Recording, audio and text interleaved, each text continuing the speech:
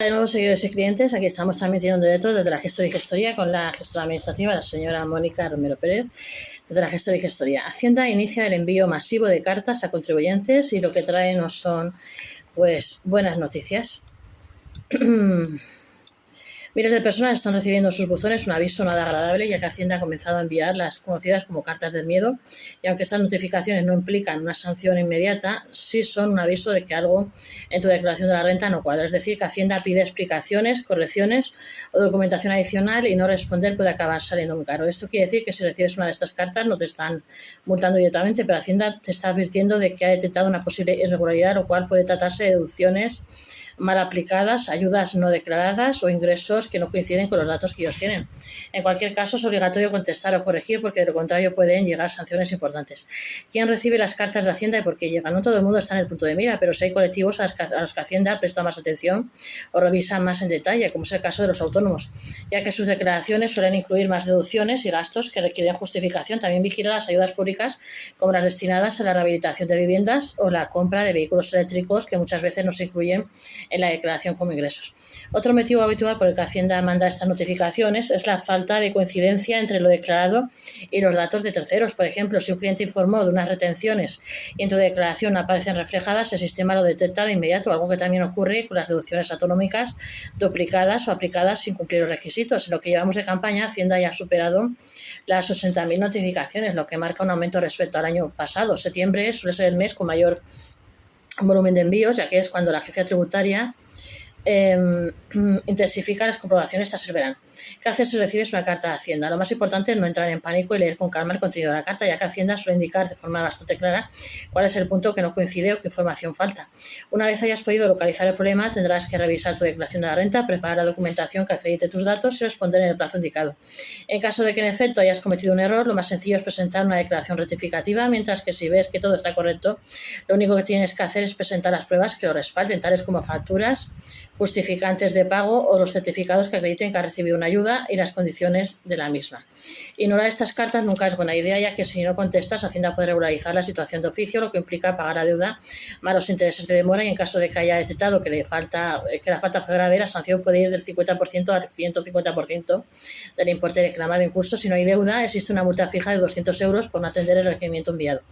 Consejos para evitar problemas futuros con Hacienda. Es normal que cuando veamos una carta de Hacienda en nuestro buzón nos preocupemos, pero si seguimos una serie de consejos es probable que no nos llegue nunca una, como por ejemplo el declarar todas las ayudas que recibamos, aunque estas sean muy pequeñas. También es importante que revisemos al detalle las retenciones que nos hacen las empresas o los clientes y ver que coinciden con lo que nosotros hemos puesto en nuestra declaración de la renta. Otro punto clave es tener cuidado con las deducciones autonómicas, ya que muchas veces los contribuyentes aplican beneficios fiscales que ya no están vigentes o lo hacen sin cumplir todas las condiciones, siendo además una de las incidencias que más revisa Hacienda cada año. Finalmente, conviene conservar durante al menos 4 años todas las facturas, justificantes y documentos relacionados con la declaración, ya que ese es el plazo durante el cual Hacienda puede realizar comprobaciones y pedirte explicaciones.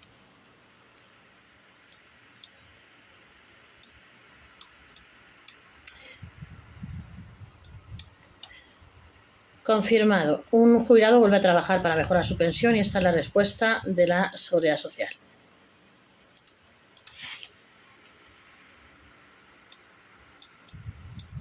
Hay quien llega a la edad de jubilación y cree que no ha llegado el momento de dejar a un lado su vida laboral. Quiere seguir en su día a día, pero no es fácil porque le ponen trabas desde la administración. Es lo que le ocurrió a un ciudadano valenciano que solicitó su pensión y recibió la aprobación correspondiente, pero dio un paso atrás ya que su deseo era seguir trabajando.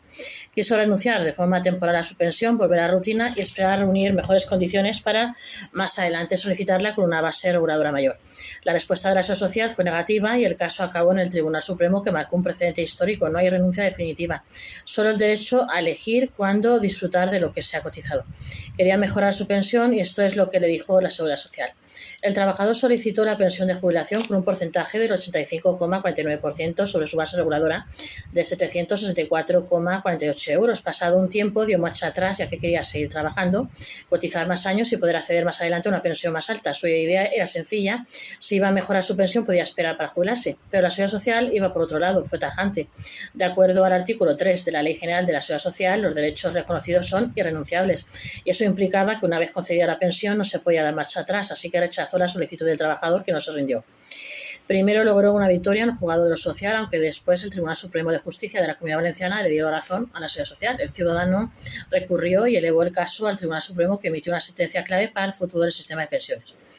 Un giro importante por parte del Supremo. La decisión tomada por el Supremo aclara que lo que el trabajador hizo no fue una renuncia al derecho, sino un desistimiento de la solicitud.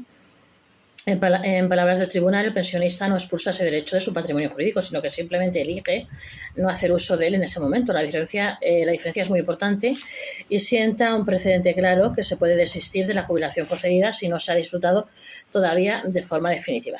Esta sentencia da un giro importante en la interpretación del artículo 3 de la Ley General de la Seguridad Social, pues la irrenunciabilidad no puede interpretarse como una obligación a aceptar la pensión justo cuando se reconoce. Esto abre la puerta a que en el futuro otros pensionistas puedan valorar volver a trabajar o mejorar su base reguladora antes de activar de forma definitiva su jubilación.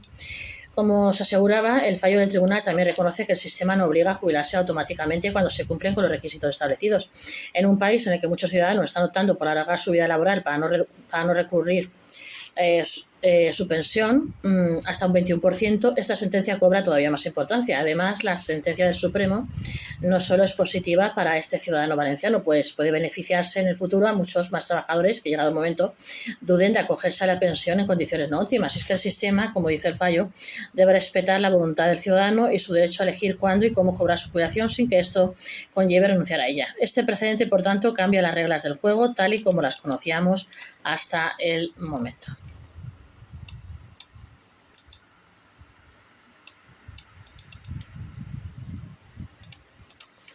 Confirmado. El SEPE publica plazas libres en colegios para personal. Las convocatorias ya están abiertas. El SEPE ha abierto oficialmente 1.900 vacantes en colegios, institutos y centros educativos de toda España.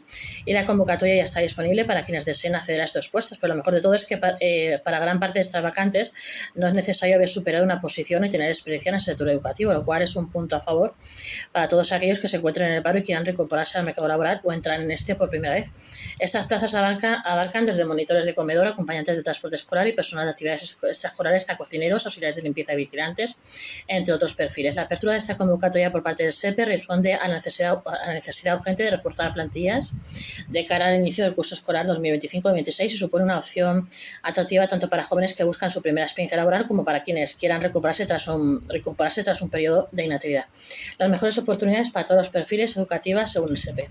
El catálogo de plazas publicado por el SEPE refleja tanto la diversidad como la necesidad que tienen los centros, ya que muchos de los puestos van desde los relacionados directamente con el cuidado y acompañamiento de los alumnos, como lo son los monitores de comedor y el personal de actividades extraescolares, a puestos de apoyo más especializados como maestros de refuerzo, profesores de idiomas o entrenadores deportivos. También se incluyen vacantes para tareas no relacionadas con los niños directamente, pero que son esenciales para el correcto funcionamiento de los colegios, como cocineros, auxiliares de cocina, personal de limpieza y vigilantes. Como ya hemos adelantado al principio de este vídeo, una de las ventajas de muchos de los puestos que se ofrecen es que no son necesarios requisitos complicados de conseguir, sino que la ESO es suficiente para la mayoría de ellos, además de que son a tiempo parcial con horarios que van de 2 a 5 horas al día. Si bien esto de 2 a 5 horas al día. Si bien esto puede no ser lo que muchos buscan, quienes necesiten compaginar su empleo con estudios, cuidado de familiares o otras responsabilidades, puede ser justo lo que necesitaban para obtener unos ingresos complementarios o volver poco a poco al mercado laboral. Las condiciones laborales y más detalles de estas ofertas. Como es entendible, los salarios no son muy elevados, ya que las horas que se trabajan por día no son muchas, aunque estos suelen rondar los 600 y los 700 euros al mes o incluso superar esa cifra en ciertos casos en concreto. Por ejemplo, un monitor de inglés en Zaragoza puede percibir 610 euros por apenas 2 horas al día, o un auxiliar de limpieza en Getafe puede alcanzar los 650 euros, pero los maestros de refuerzo, puesto que requiere más dedicación, pueden tener sueldos de más de 2.000 euros mensuales, es decir, que tienes un buen abanico de opciones a las que poder optar gracias al SEPE. Una de las ventajas de estas oportunidades en centros escolares son la flexibilidad horaria, ya que la mayoría de contratos son de lunes a viernes, lo que aporta previsibilidad y estabilidad frente a otros sectores. Y favorece la conciliación laboral y personal.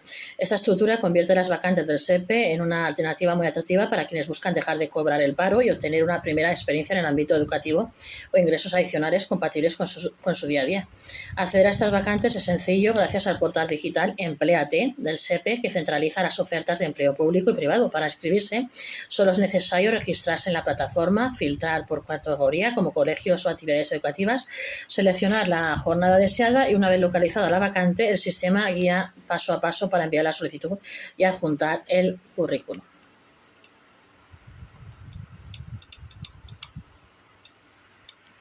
Adiós a la seguridad social.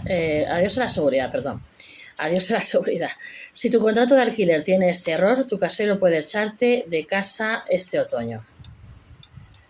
Es algo desconocido, pero de vital importancia si tienes un contrato de alquiler, ya que si este no incluye ciertas cláusulas fundamentales, tu casero podría reclamar la vivienda este otoño, incluso antes de que transcurra el plazo mínimo de protección que la Ley de Arrendamientos Urbanos garantiza a los inquilinos.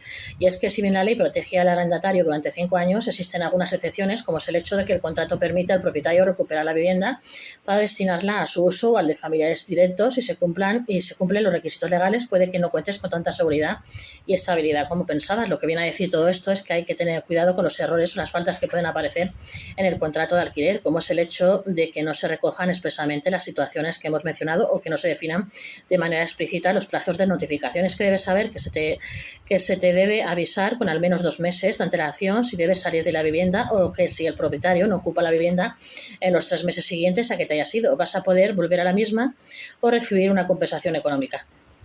¿Qué errores en el contrato de alquiler pueden poner en riesgo que te quedes en esa casa? Un contrato de alquiler no es un simple papel que firmas para poder entrar a vivir en una casa, sino que es algo que, como un inquilino, puede servirte de escudo frente a posibles abusos que pueda llevar a cabo tu casero, como es el hecho de que éste puede recuperar la vivienda cuando quiera. Una forma de protegerte ante esto es que se establezca una cláusula con las situaciones legales concretas en las que esto se puede dar, como es el hecho de que ésta se convierta en la residencia habitual del arrendador o de familiares directos en caso de divorcio o fallecimiento. También es recomendable que el contrato se especifique el plazo mínimo en el que podrás solicitar que se abandone la vivienda, que normalmente es de un año después, que normalmente es de un año desde que éste se firma, además de las consecuencias de no cumplir con las condiciones expuestas. Luego están los derechos y protección del inquilino frente a reclamaciones.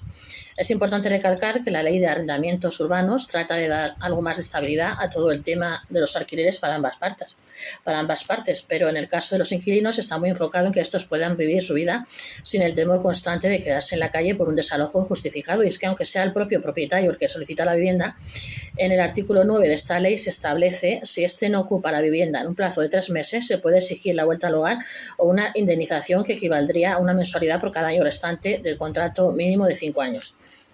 Por otra parte, los inquilinos tienen derecho a revisar la documentación del propietario y exigir que se cumplan todos los requisitos legales antes de entregar la vivienda, lo cual incluye comprobar que el aviso se haya realizado con la antelación establecida y que la ocupación se justifique correctamente. ¿Cómo hacer que tu contrato de alquiler sea seguro para ti como inquilino? Lo que podemos sacar de toda esta información es que lo mejor que puedes hacer es revisar tu contrato de alquiler y asegurarte de que éste recoja todas las condiciones bajo las cuales el propietario podría reclamar la vivienda, tales como los plazos de preaviso, las causas por las que éste puede reclamar su vivienda y las consecuencias que tiene el incumplimiento del mismo. También es muy recomendable mantener un registro de todas las comunicaciones con el propietario y conservar justificantes de pagos y acuerdos, ya que esto te permitirá actuar como un respaldo legal en caso de que existan reclamaciones.